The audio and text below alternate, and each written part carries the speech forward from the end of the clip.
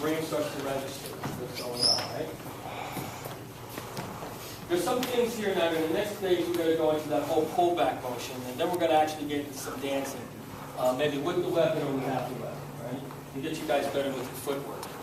Some of the things that you want to understand about not just pullback motion, but whole attitude, all right? When an assailant pulls a knife out at you, right, your mind switches to combat. Combat is combat.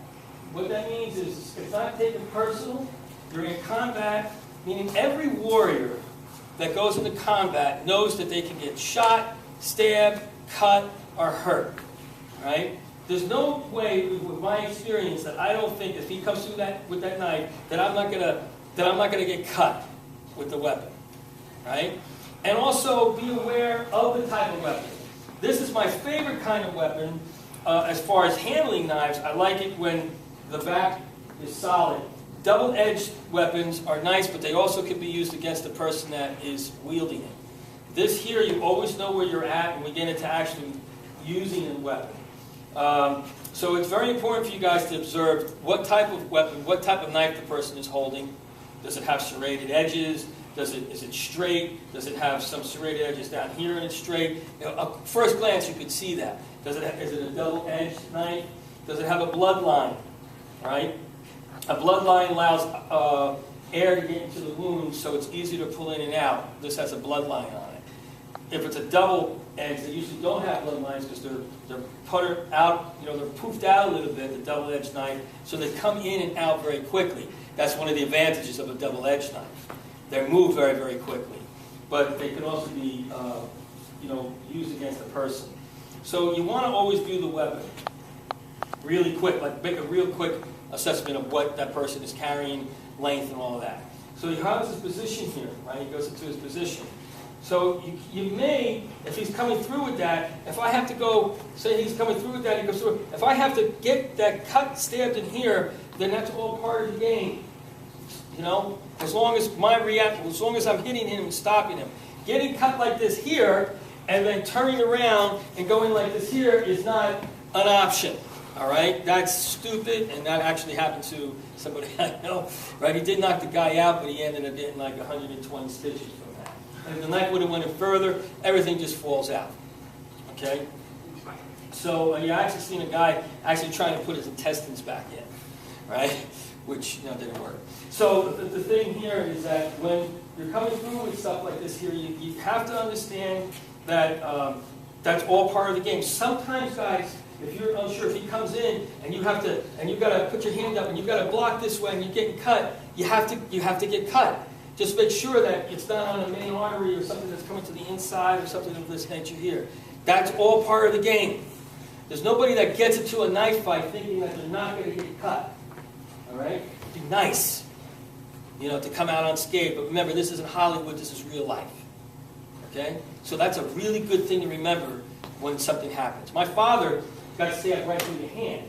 And how he stopped it when the weapon came up, the guy tried to stab him, get stabbed right through the hand and pinned the hand against the wall behind him, the pit that he was in, a foxhole. Right? And at the same time, he shot the guy in the head. So he sacrificed his hand for his face. All right? Because the guy was coming at his face, he put the hand up, went this way, and bam, shot the guy this way. So it's combat. I learned a lot from my dad. Right? All right? So the whole idea of the game is keep that in the rule. The other thing here now is disconnecting energies.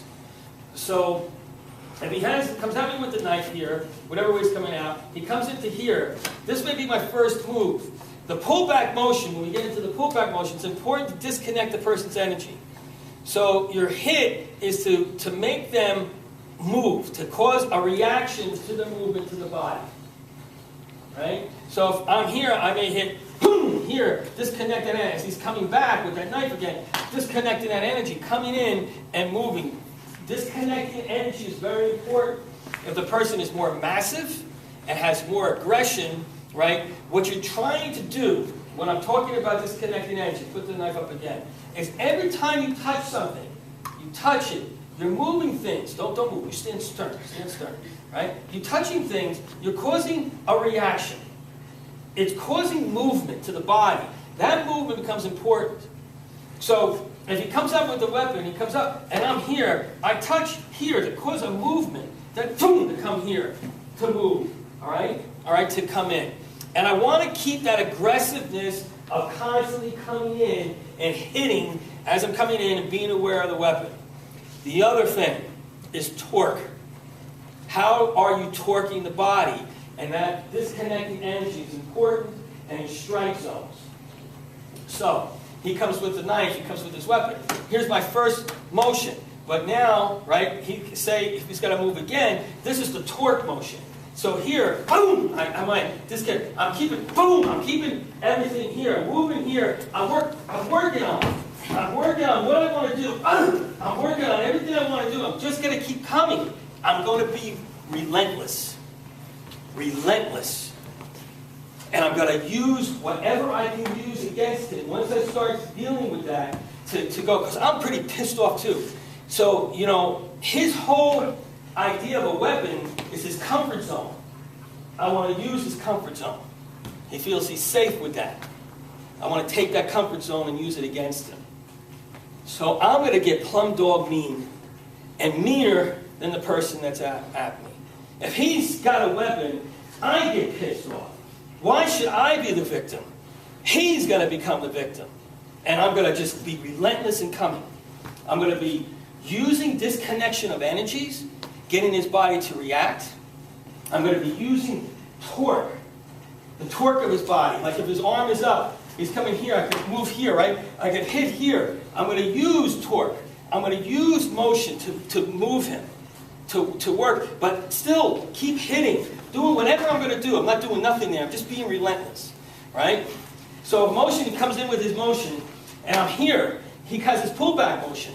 I'm coming in again. Boom! I'm coming in. Boom! I'm going to use this. I'm going to use that and come across his own. Use his weapon again. Keep torquing. Keep hitting.